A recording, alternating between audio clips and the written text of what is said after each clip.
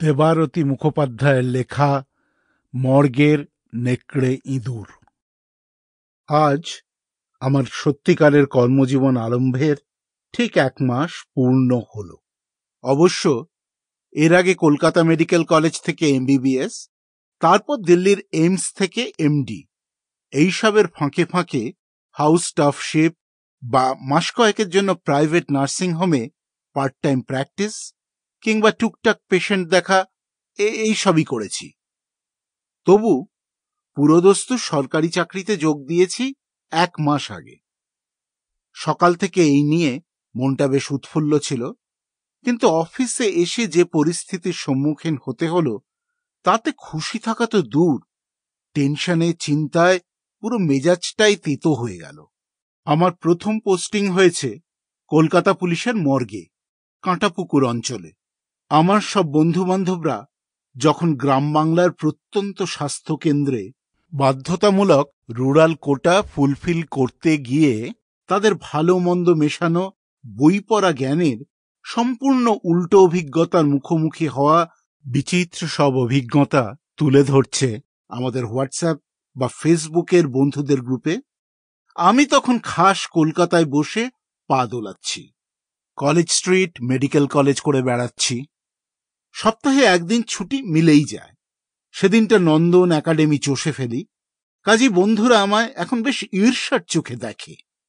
আমি তখন হাসি, খুব যে কার্ডিও নিউরো গাইনো করে তখন লাফাচ্ছিলি, ফরেন্সিক নিয়ে স্পেশালাইজেশনটা করলেই তো পুলিশ লুফে নিত রে পাগলা।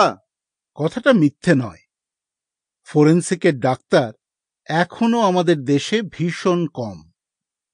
বিদেশের মতো আমাদের দেশে অটোপসি করার স্পেশালিস্ট ডাক্তার প্রায় পাওয়াই যায় না। ডাক্তারের প্রথম বছর থেকেই আমি ঠিক করে রেখেছিলাম হায়ার স্টাডি করতে হলে তাই ফরেন্সিকেই করব। এই মর্গে আছি আমি আর ডক্টর সরখেল। ডক্টর সরখেল মাঝবয়সী অভিজ্ঞ ডাক্তার। এই কয়েকদিনে বেশ ভালোই মনে হয়েছে। 1 সপ্তাহ ডক্টর সরখেলের ডিউটি থাকে, অন্যটায় আমার। অল্টারনেট সপ্তাহগুলো আমরা লালবাজারের মেডিকেল রুমে বসি। এখানে কাজের চাপ মোটামুটি কমই থাকে, তবে মাঝে মধ্যে দুর্গাপুজোর সময় বা কোনো মিটিং মিছিল থাকলে হঠাৎ করেই অনেক কটা বডি চলে আসে অটোপসি, মানে সাধারণ ভাষায় যাকে বলা হয় পোস্টমর্টেম, সেই জন্য তখন বেশ চাপ পড়ে যায়।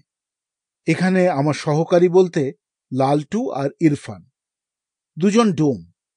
অটোপসি করে সেই স্পেসিমেন রিপোর্ট আমরা পাঠিয়ে দিই মেডিকেল কলেজের প্যাথোলজি ডিপার্টমেন্টে, সেখান থেকে চলে যায় পুলিশের কাছে। আমাদের দেশে অটোপসি মানে পোস্টমর্টেম মূলত করে ডোমরাই, আমরা শুধু সুপারভাইজ করি। ক্রিটিক্যাল কেস হলে তখন হাত লাগাতে হয়। লালটু, ইরফান, আমি আর ডক্টর সরখেল ছাড়া আছে ক্লার্ক ষষ্ঠীদা, রান্নার মালতী মাসি আর 2 জন সিকিউরিটি গার্ড। আমি আর ডক্টর সরখেল অল্টারনেট সপ্তাহে আসি, কিন্তু বাকিদের এখানেই ফুল টাইম ডিউটি। ষষ্ঠীদার বয়স 70-এর উপর হয়ে গেলেও জয়েনিং এর সময় তার বয়স এতটাই কমানো ছিল যে সে মনে হয় 80 বছর বয়সে রিটায়ার করবে। আগে ছিল লালবাজারের হাবিলদার, বছর 10 হলো বয়সের ভারে ওই ঝক্কির কাজ সামলাতে পারছিল না বলে পাঠিয়ে দেওয়া হয়েছে এখানে। ওর কাজ মূলত মেডিকো লিগ্যাল ইনভেস্টিগেশনের জন্য কোন ডেড বডি আসছে, তার কেস হিস্ট্রি, কবে পোস্টমর্টেম হচ্ছে, এইসব ট্র্যাক করার রেজিস্টার মেনটেন করা। বাইরের গেটে আছে যোগিন্দর আর ভূপতি, ওরা এখানকার সিকিউরিটি গার্ড। একমাত্র ওরাই অল্টারনেট করে 24 ঘন্টা মোতায়েন থাকে মর্গের দরজায়। ওরা থাকে একটু দূরে পুলিশ কোয়ার্টারে। বাকি আমরা সবাই সকাল 10টা থেকে বিকেল 6টা অবধি থাকি। ডাক্তার হিসেবে এরকম বাঁধা ধরা ডিউটি পাওয়াটাও ভাগ্যের ব্যাপার বই কি। এমনিতে নিয়ম অনুযায়ী সূর্যোদয়ের আগে বা সূর্যাস্তের পরে কোনো পোস্টমর্টেম করা হয় না, তাই আমাদেরও থাকার কোনো অর্থ নেই। আমাদের রান্না করে মালতী মাসি। মালতী মাসিকে আমরা মাসি বলি ঠিকই, কিন্তু তার বয়স 35-এর মতো হবে বড়জোর। Sample complete. Ready to continue?